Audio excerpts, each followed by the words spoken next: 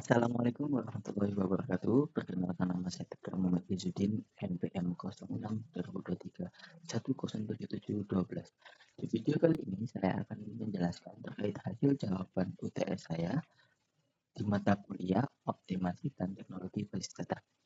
Oke, pertama-tama kita harus mendownload yaitu file SQL-nya yang diberikan oleh Pak Nanang. Ini kita harus verify dulu ya.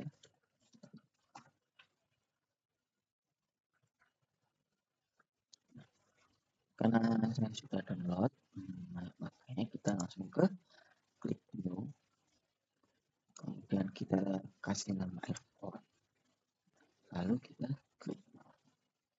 Nah, setelah kita klik, kita akan melihat ada database di sini yang bernama export. Kemudian kita langsung ke import saja terkait SQL-nya tadi. Kita pilih file SQL-nya. Nah, ini ada di sini ya, sudah saya download. Kita klik, kita open, langsung saja kita import. Infonya ini juga memakan waktu ya teman-teman, jadi ya saya percepat saja videonya. Oke, setelah kita import database-nya tadi akan muncul tabel seperti ini. Ada tabel ini. Kemudian kita masuk ke soal pertama, yaitu kita menggunakan explain dengan query berikut. Ya, kita menambahkan explain pada query ini. Tujuannya untuk melihat muncul berapa kali penerbangan tiap penumpang, namun untuk penumpang yang booking rate-nya di atas 150. Nah, kita masuk ke SQL, kemudian di query pertama kita tambahkan explain. Nah, kemudian kita paste saja tadi query yang ada pada soal, kita kasih tag ini aja biar bagus ya tampilannya.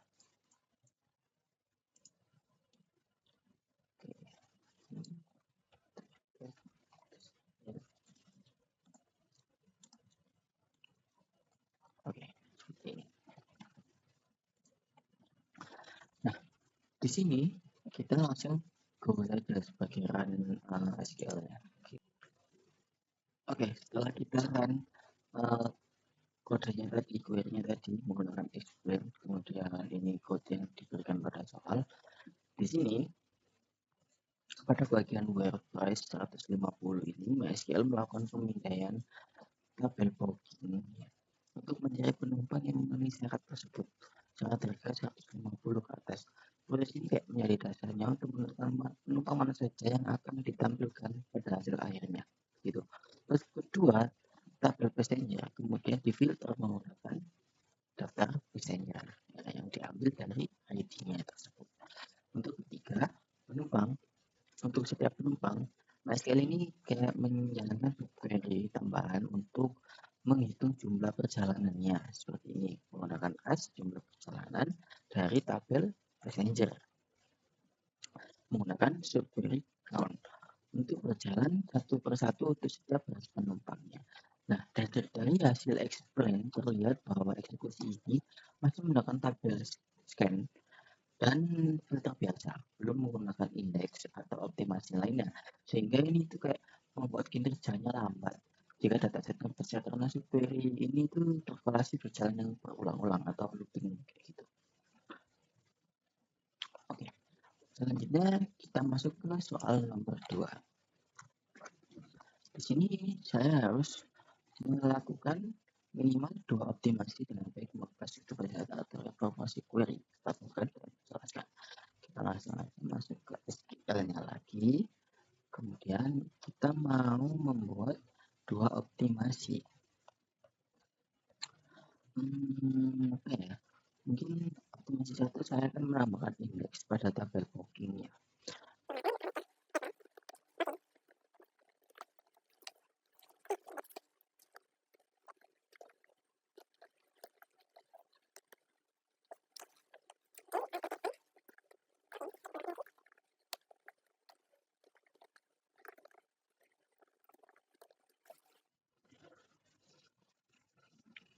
Seperti ini. Lalu kita run. go. Oke, ini setelah SQL-nya kita run, kemudian saya akan menjalankan perintah show index dari document tersebut. Show index. Oke.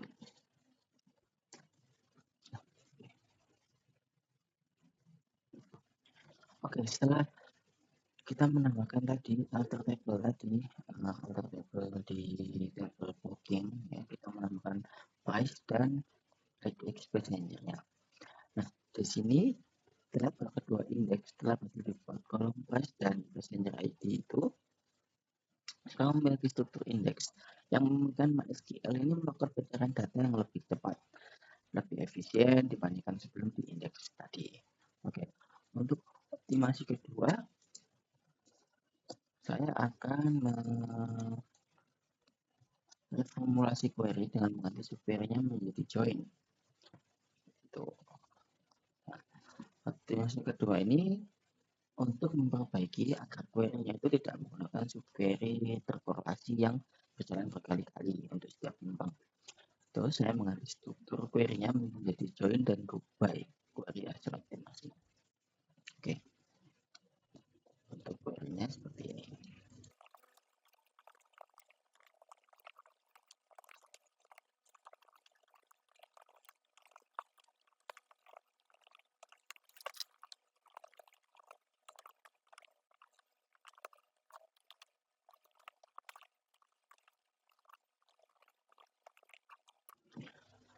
Oke, kemudian langsung kita go saja.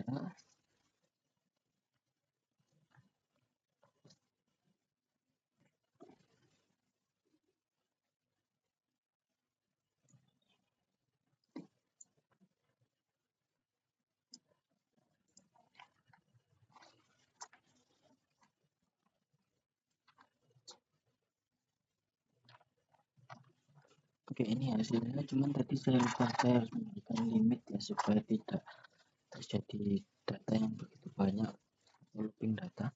Kita kembali ke SQL lagi, kita copy tadi, kemudian kita berikan limit.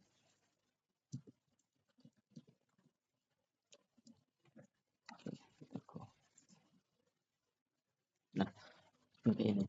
Ketika query ini dijalankan, hasilnya langsung menampilkan nama penumpang, last name-nya, terus jumlah perjalanannya, tanpa menjalankan subquery yang berulang. SQL ini hanya melakukan join sekali, kemudian melakukan copy dan menghitung jumlah bookingnya saja. Pada hasil output yang disertakan terlihat bahwa data yang muncul ini tetap sama seperti query awalnya, namun proses eksekusinya lebih sederhana dan lebih cepat.